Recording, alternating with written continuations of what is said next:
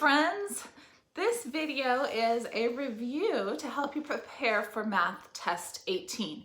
And that's the test that you'll probably be taking tomorrow. So I thought I would just go over some of the things that will be on the test.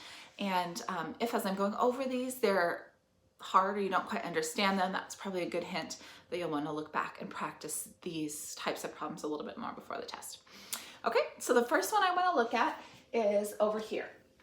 If we had 41 math books in a stack and we gave them to Kevin and said, Kevin, can you please put these math books into equal stacks, as many equal stacks as possible, and I would like 7 books in each stack.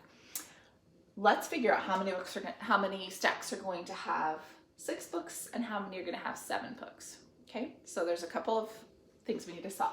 So let's go back and look. Okay, Kevin has 41 math books and he's putting them into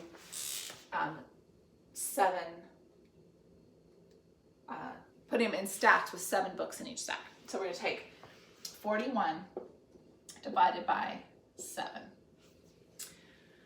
Can we do 4 divided by 7? No, but we do know that 6 times 7 is 42. That's too high. So we're going to do 5 times 7. So I put my 5 above the 1 because I should do both. 5 times 7 is 35. Then we subtract. We get 6. There's nothing more to bring down. So I have a remainder of 6. Okay, so Kevin took our 41 books. He put them in as many equal stacks of 7 as he could. And then he had 6 left over. So how many stacks had 6 books? Well, there's just one, this leftover stack that only had 6. So there's one stack that had 6 books. How many stacks had 7 books? Well, there were 5 stacks of 7 books. So that would be the answer. And our label on both of those would be stacks. How many stacks had 6? How many had 7? So that's how we do that. Okay, the next one I want to do is, let's say that Levin went to the store and he bought a folder. He paid the cashier, sorry about that, I'm off the video on her. He paid the cashier $1 and then the cashier gave him back 19 cents change. The question is, how much did the folder cost that Levin purchased? So we're going to take, he paid $1. So we're going to put a $sign with our decimal and 2 zeros. He got back 19 cents change, so if I'm going to write that in the form of $sign and decimal, it's going to be like that. So if we take what he paid and the amount of change he got back, it should tell us the price of his folder, how much he spent on the folder. So we're going to have to borrow here, then we just subtract straight down like usual. 9 minus 1 is 8. Bring our decimal straight down. 0 minus 0 is 0, and of course we can't forget our $sign. And so we got $1 minus 19 cents is 81 cents. So we would say that the folder Levin purchased cost 81 cents. And our label is the $sign, and so we're done with that problem. Okay, next over here, we're going to look at this green problem.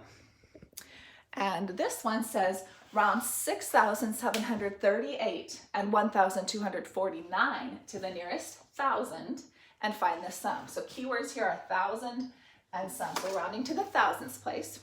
So ones, tens, hundreds, thousands. If that's the thousands place, that's the one we're rounding to. So we go look next door. Is next door 5 or greater? Yes, it is. So this is going to go up to 7. So 6,738 round to the nearest thousands is 7,000. What about 1,249?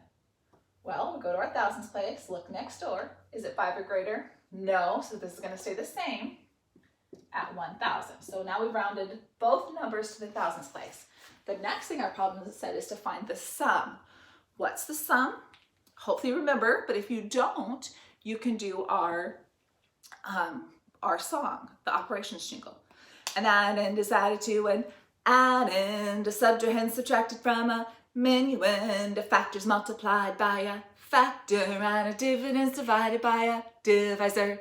The answer to addition is a sum. The answer to subtraction is a difference. The answer to multiplication is a product. And the answer to division is a quotient. So if you don't remember, sing the song, and you'll be reminded that the answer to addition is a sum. So we need to add 7,000 plus 1,000. We just add like normal, and we get that our answer is 8,000. Okay, so that's how we solve that one. All right, next one I'm gonna look at here is a purple one. This has a pentagon, and it's got a couple of questions. The first one is, which two sides are parallel? Parallel sides go side by side. They may be narrow or they may be wide.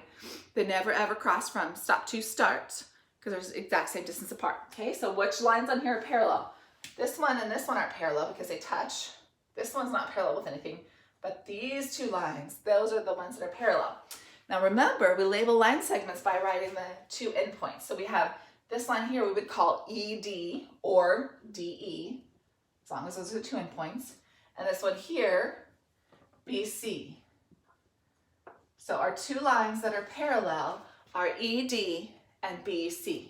We label the endpoints, we put a line over the top. That's where we write the line segments. Okay, so that answers the first part. Draw a congruent pentagon and line of symmetry. What is congruent? Hopefully remember that congruent shapes are shapes that are the same size and the same shape. So I'm going to come next to this and I'm going to, as neatly and carefully as I can, draw a pentagon that is the same size and same shape as that one. So as close as you can, same size, same shape. Mine's up a little bit higher. But anyway, do your best to get as close as you can, okay?